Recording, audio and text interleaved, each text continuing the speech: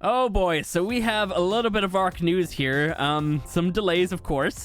We have a new creature dossier for the Oasisaur that we'll talk about, and then some information about the Gigantoraptor. So, real quick, let me just give you the bad news. The Center, which was originally slated to be coming out this month, February, has been delayed, and they haven't given it a new date or anything. In fact, they go on to just talk about Scorched a little bit. So my thinking is the next map that we are getting is going to be Scorched, and we knew that was coming out on the 1st of April. Really disappointed about that one myself, to be honest. Yeah, I was kind of waiting for the Center to like start up a new series, because I don't know, I kind of got a little bit bored about the island, and you know, like, I wanted to give the Center like a proper go, and now we don't even know when it's coming out. They've basically revealed that, you know, the development of it seemingly, I guess, has been passed off to, like, dedicated partners. So probably, like, you know, a different company outside of Wildcard has been working on porting this to UE5 and, like, you know, bringing it up to the same quality that we have on the island. And, you know, the island looks phenomenal. And, you know, we would be very disappointed if we got the Center and it doesn't look good like that. So, you know, it makes sense. Obviously, they say that it's just not kind of up to scratch at this point. So, you know, they want to delay it. It's fine, I guess. Like, you know, I wouldn't want them to release it and for it to be really ugly looking or just having other issues. So it does really disappoint me, but I understand it ultimately. But their make good for this is that they're actually going to be releasing the Gigantoraptor on the island on the 28th of February, so that's Wednesday coming. This is an interesting one, because this creature was what we voted for to be on Ragnarok. It was then moved to the Center because the Shastasaurus, which was voted for on the Center, was not, you know, they weren't able to, like, get that done in time. They wanted more time to work on the new systems with that, and that makes a lot of sense. I'm okay with that.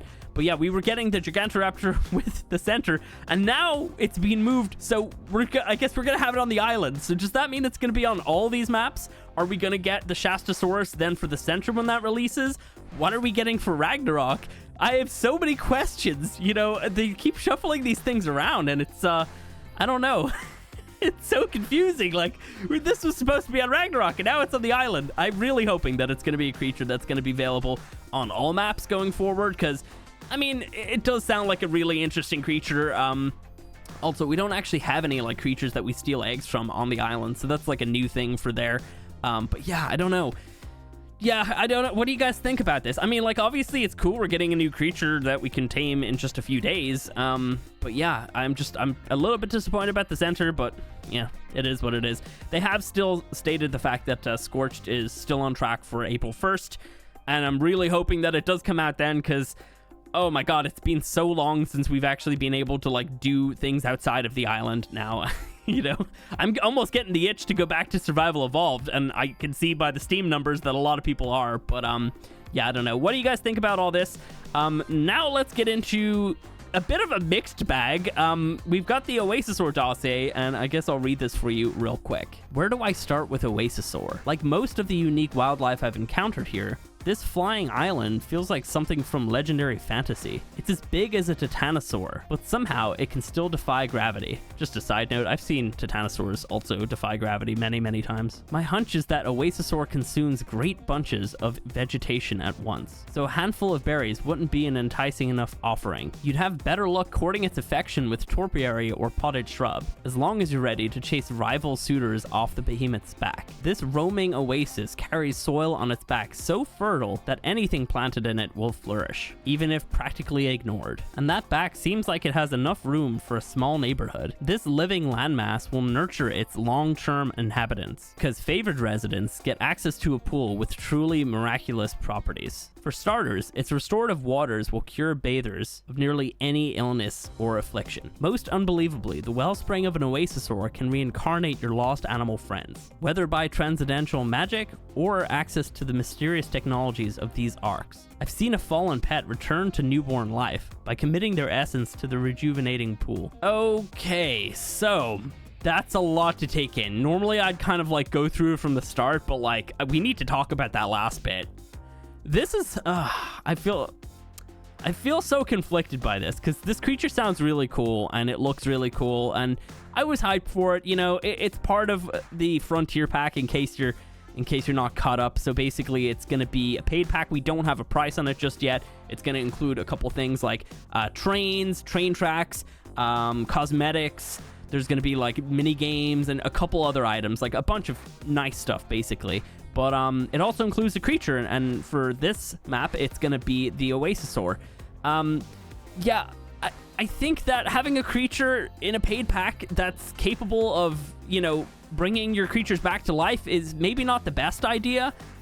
Yeah, I don't know. That's like, how is that not pay to win? I'm so sorry. Like, I don't think that this is like something that people should have to pay for. You know, if you're gonna add this ability to ARK, this should not be a creature part of like some sort of pack that we have to buy, you know, to access this. Because, you know, even though it doesn't bring them back to life, like if you have a Giga and it dies, you know, you're gonna have to raise it from a baby Giga again. And to a certain degree, let's be honest, at a certain point when you're playing ARK, you're gonna already just have like eggs of that Giga line that you're going to be able to just raise anyway. So for the most part, you're probably not even going to bother. We also don't know if it brings back the levels as well. It probably doesn't. But at the end of the day, I mean, yeah, I don't know. I don't know how I feel about that. It just, it definitely seems like something that it's just kind of unnecessary. It's already, like, the creature already sounds pretty cool. I feel like that last bit just didn't need to be added. I don't know who's making these decisions at Wildcard, but, like, that was a really bad call. Like, I can't be the only one who feels this way, right? You know, besides that, I mean, it sounds great. You know, obviously, let's kind of break it down from the start again. So they fly around. You're basically, your way of trying to get them seems to be, I guess, feeding them narco berries. But I don't really know how we do that. It says, let's see. Courting its affection with topiary or potted shrubs. I don't know what that is. Potted shrub, like what does that even mean? Do we just like plant narco berries or something on the back or something like that? It's very confusing.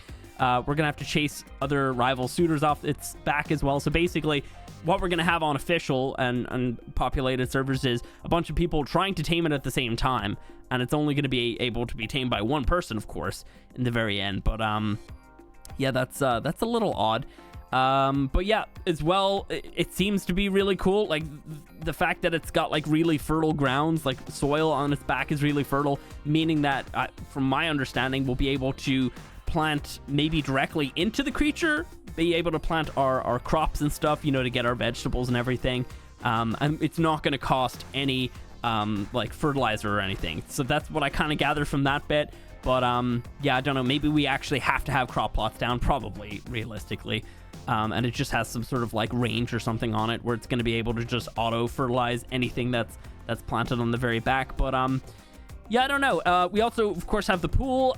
You're going to be able to like get your creatures into that pool, and it's going to be able to, you know, cure any illnesses or afflictions, meaning, you know, if they have like a status condition or anything like that. I would assume that you're also going to be able to hop into the pool and bathe yourself to get rid of, like, let's see, like swamp fever or something like that, maybe even rabies, but you'd have to be really quick to do that because it only lasts like a minute.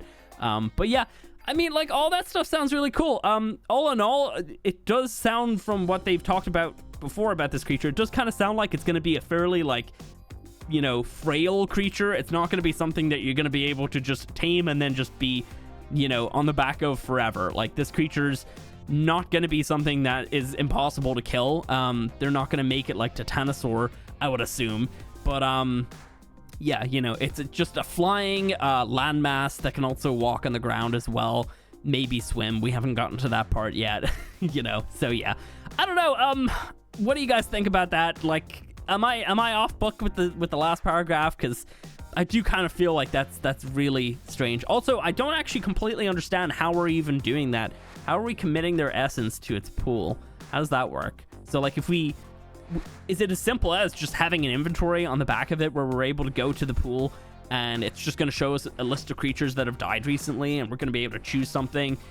Maybe there's a cooldown between uses, and then, you know, of course, that creature's just going to spring to life within this pool as a baby.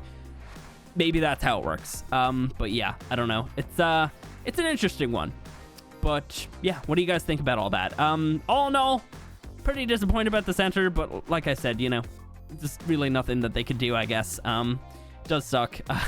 I guess I'm gonna have to start playing more on the island. I was just like, oh yeah, I'll just wait till the center's out, and then we'll just like get back into the daily swing of things. But yeah, no, that's not gonna happen. I'm gonna have to wait till Scorched, and then we're gonna be able to play with this Oasisaur and also the Fasalasuchus and some other stuff as well, the shovels and the trains and everything. But yeah, I don't know, what do you guys think about all this stuff? Let me know down below. And yeah, I guess stay tuned for a Gigantoraptor taming video. It's gonna happen in a couple days. It should be pretty exciting. And yeah, that's it. I'll catch you in the next one.